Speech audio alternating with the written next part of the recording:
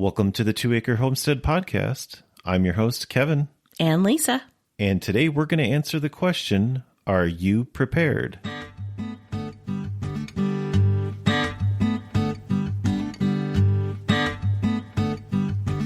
Welcome to the 2 Acre Homestead. Come along with us on our journey from a small suburban homestead lifestyle to our new lifestyle, homesteading in the rural countryside of southern Arizona. We'll share with you our tips, tricks, successes, and failures from both our past suburban lifestyle to our new rural lifestyle, all on the 2 Acre Homestead.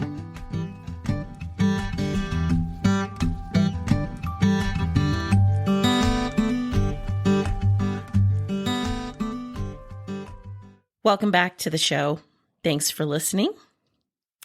So today we are talking about a little bit more of a serious topic, but we see that I think everybody can see this, but if you pay attention to the news at all, or if you go grocery shopping or shopping for food for your animals or anything of the sort, there are supply chain issues. There's food shortages going on. There's a financial crisis, and there's even, saber rattling, so to speak, possible global war.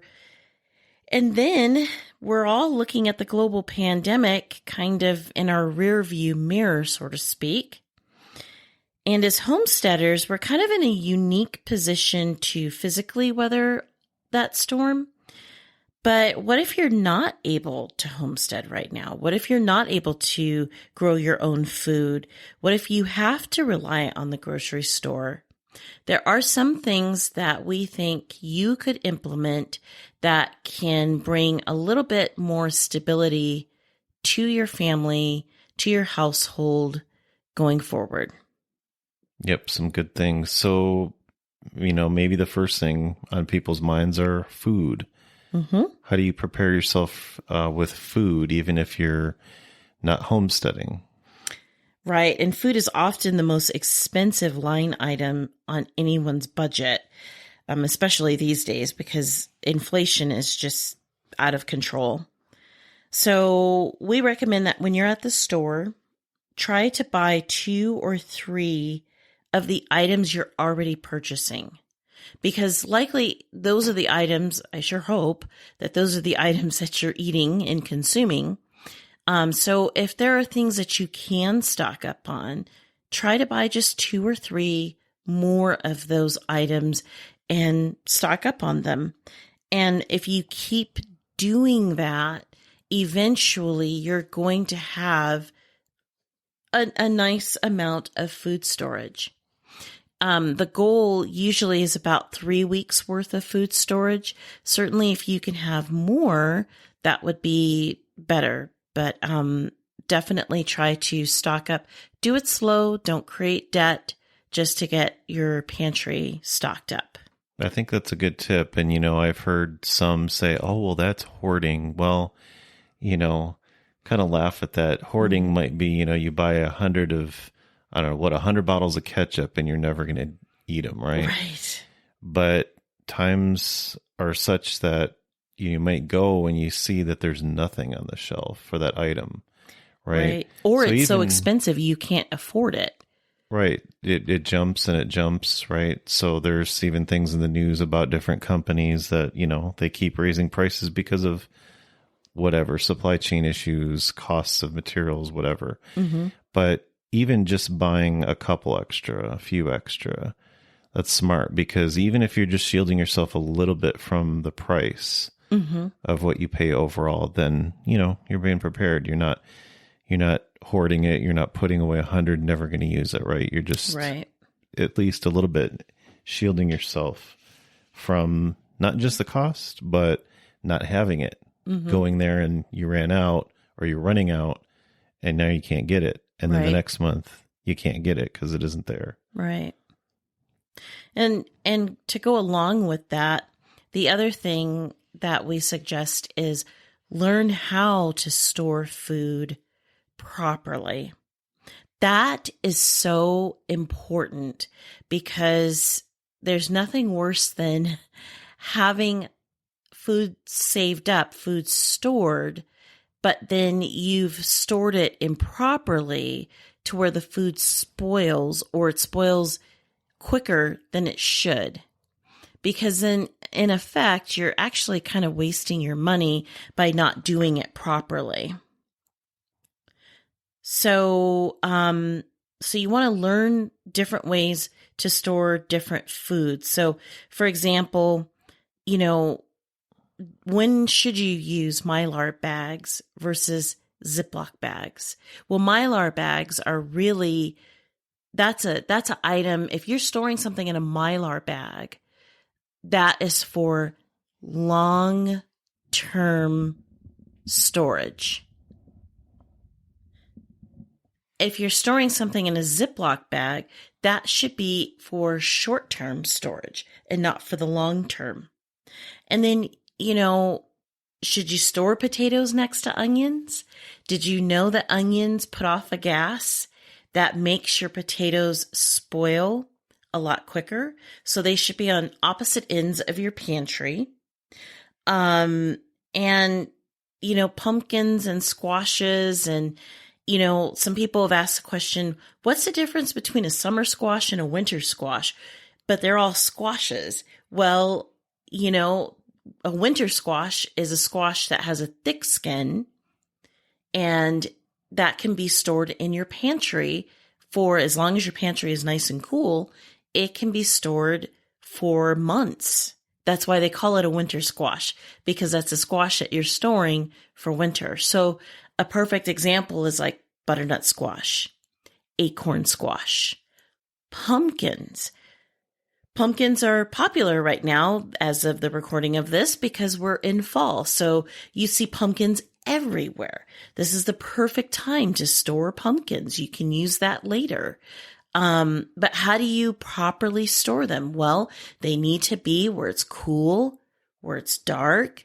They need to be, if you've grown them yourself, you need to rinse off any dirt that's on them, and then you can store them properly in a nice, cool area in your pantry. So learning some of those things, learning how to store things properly is really essential.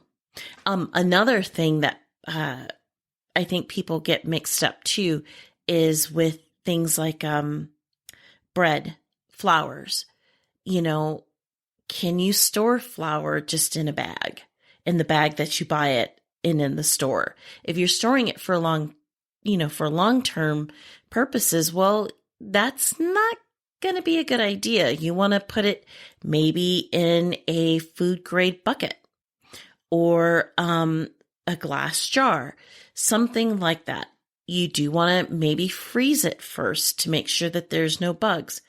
I know personally, I've never experienced that with any of my food storage where, there's little weevils and stuff like that in there. But if that's something that concerns you, freeze it first, then store it. That way you make sure that there's nothing in your flour at all. But yeah, definitely food storage is very, very important. And check us out on YouTube. It's not coming out this week, but sometime the first part of November, we do have a video coming out on food storage, and we'll get into that. In that video, we'll take a deep dive into that. Yep. And it's not just food you should be concerned with too, right? The pantry is a big area. Like you said, it's what a big line item when it comes to your budget. But think about sizing up when it comes to clothing. Now, I know we've got two littles. They eat a lot. A friend of ours jokingly asked me, what are you feeding them? Gunpowder? Because they just grow. Yep. And so that's something to think about. I know that's something you've done is shirts, pants, sweatpants, shoes, those type of things. Get the next size up, beyond that, and so on.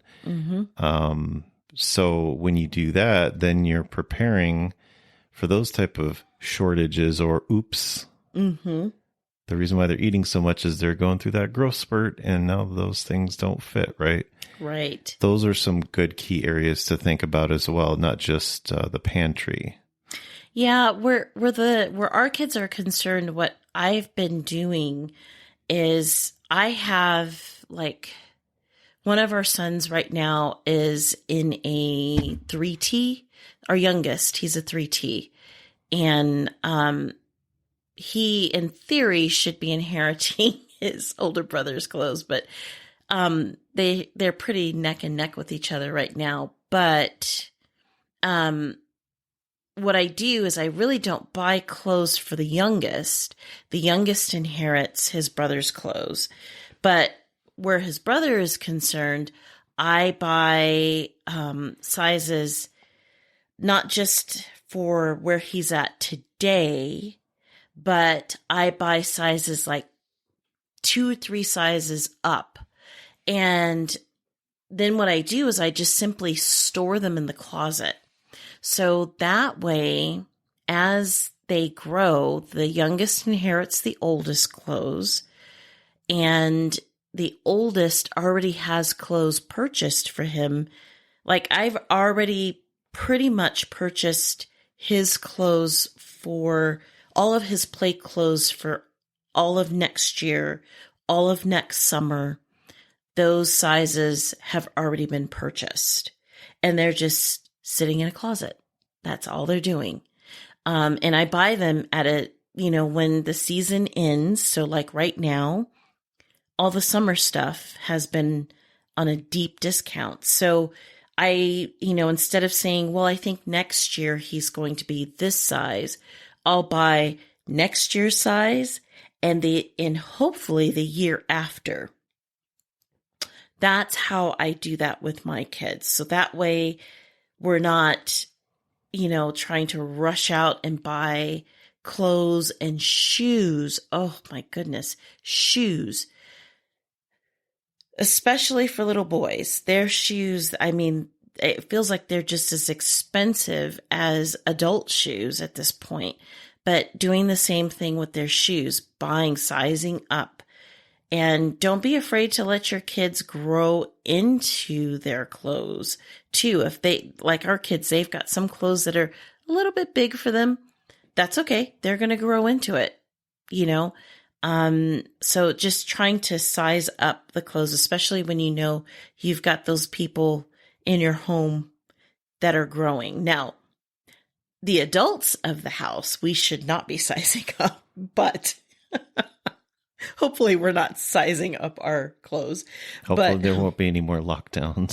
So you put down the pandemic 30 or 20 or whatever. Anyway. Yeah, exactly.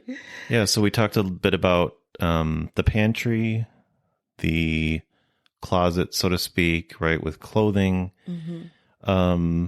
But, it's not just when it comes to eating and so on, it's not just that. But what about staying healthy?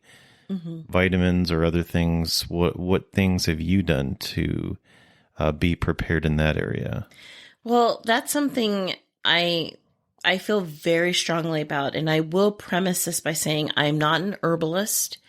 I'm not a naturopathic doctor. I'm not anything in the medical community. So this is just what I'm about to say is just for our family. I'm not giving medical advice. But I would say learn herbal medicines. Learn how to take care of yourself through herbal medications. If you do take prescription medications, try your best to get 90 days worth of those prescription meds. And if there's medications that you take, like the Tylenols, the Advil, the over-the-counter medications, when you do get sick, try stocking up on that as much as possible, especially going into the winter months, because during the winter, you're inside more. You're not outside as much, so you tend to get sick a little more often. For us, our preference is herbal medicine. We find that to be the most effective. So you want to learn how to make tinctures. Um, learn how, and basically learn how herbs work. There are a lot of books out there that will teach you herbal medicine. And I suggest go get yourself some books, get some education, learn how to put together an apothecary cabinet for you and your family, and learn what works for you and your family, and know the difference. Know that there are different herbs, not just the popular ones, but learn some of the less popular herbs as well. Like, for example, when we, as a family, when we've been exposed to somebody who's sick, or feel like, a little sniffle coming on, we do echinacea. Now, we follow a very strict routine with echinacea. We only do it for several days, and several times out of the day. We use a tincture for it and tea as well for the kids. But, echinacea is good for an emergency when you need to boost it for a couple of days. But for the long haul, for the long game, astragalus root is perfect. I like to call it the polite. It's not so in your face. It's not so strong as echinacea. It's a little bit more mild, but taking just a little bit of astragalus root every single day. Of course, you want that in a tincture form, but taking just a little bit of that every single day will help boost your immune system.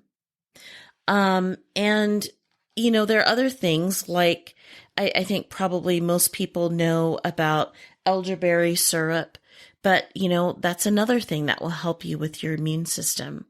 And there are different things too, like we use fermented garlic. That is a natural antibiotic. We ferment our own garlic that we grow, and we use that when we are really sick. And that's our natural antibiotic that we choose to use. Again, this is something that our family chooses to use, and we use it, and it's very effective for us. For you, the listener, you want to find out what works for you, because like I said, I'm not giving medical advice, but I'm just simply stating what works for us. But learning herbal medicine and stocking up on those things, this is the time to do that, especially right now before we're already heading into the winter season. So stay with us. We'll be right back. Are you looking to build a homestead from the ground up? Or maybe you're looking to build an off-grid dream home, a vacation home, or maybe just a piece of land to call your own. Visit yourcheapland.com to buy rural land in the wide open spaces of southwestern United States. When you visit yourcheapland.com, they're here to help you, and with their help, you can do this. You can take your dream of owning land and make it a reality. Most down payments are only $294, including the document fee. Remember, everyone qualifies for financing at yourcheapland.com. Head on over to yourcheapland.com and start making those dreams come true. And now, back to our podcast.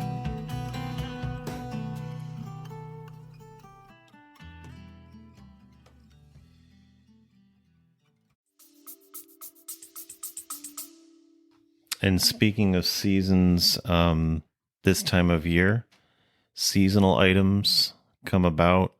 You have to have all your pumpkin spice, right? But what kinds of things have we done as far as being prepared? Well, Blankets is one thing, right? When it gets colder. Lots of blankets. Some rooms, sometimes they're a little colder than others. It's just the nature of how things work sometimes. But having blankets, wood, especially if you have a fireplace where you're burning wood to stay warm, oil, some use oil. What else? Let's see, springtime, adequate screens for windows. So when it comes to that, you might find one of your, how do you say this, your local smaller hardware stores. If you have some screens that, let bugs in and so on, you can measure and you can have them make one for you for a little extra. Yeah, you could do it yourself, but that's one thing that I know I've done. And of course, in the cold months, do you have adequate insulation? You can buy different kits for doors and windows, for example, foam or rubber or whatnot, thresholds to keep bugs out and things like that. If they're not in good condition, think about those, replace those. Especially when it gets cold, the bugs want to find a warm place, and you don't want that place to be inside your house. And you don't want the wind and the cold drafting through the doors either. So. Right, because then that increases your heating, your cooling, and so on. Yep. And of course, depending on the time of year, going into winter, do you have, an external heater just in case if something happens? There are oil burning ones, for example. In the warmer months, do you have fans that work? Mm-hmm. If you have air conditioning, when it's that season, is it working properly? And then if you're going into the cold months, your heating system, is that working properly? So the heating and cooling systems are important. It's good to have a plan. Do you have those checked regularly? Do you have somebody come out to do the pre-season maintenance on those units? For instance, going into winter, you don't want a problem with it. Maybe there's some part or something that needs fixed, needs replaced. Get your heating and cooling company to come out. They can service that. It might be beneficial to spend the, let's just say $200 or whatever it is, instead of spending a lot more money down the road, basically, to have it maintained. So as you go into a new season, before you go into a new season, those are some things that you can think about as well, in staying prepared. And also, if I can just throw in redundancies. So if you have a heating system in your home, can you also heat your house with wood or oil or other means? Same thing with cooling. If your AC is broken, we've had that happen before. Living in Phoenix, Arizona in the middle of summer, if your AC goes out, do you have other ways to cool your house down? Or at least get it cool-ish? Sorry for those of you who are in Phoenix, but cool-ish in the summer. But having those redundancies is really important as well. That's a good thing to think about. So yeah, these are just a few tips on how you can stay prepared. Mm-hmm. You don't have to have a bunker. You don't have to have that 2,000 square foot storeroom. Well, we don't, but there's ways to be prepared, different levels and so on.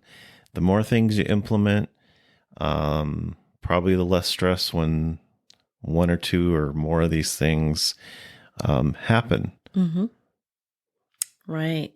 And you just want to focus on what you can do and let everything else be where it is. I mean, you can only do so much.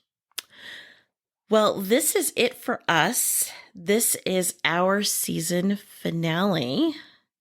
So the next 2 months for November and December, we won't be doing our normal podcasts the way that we are doing it right now, but we are happy to introduce to you guys that even though we're going to be, in air quotes, taking the next 2 months off, you will still hear us on this podcast, but we're going to have the podcast in a different format, And that is, we're happy to announce that we're going to be doing what's called podcast shorts. I get to wear shorts. No. Oh, shorter in length. Shorter in length. Gotcha.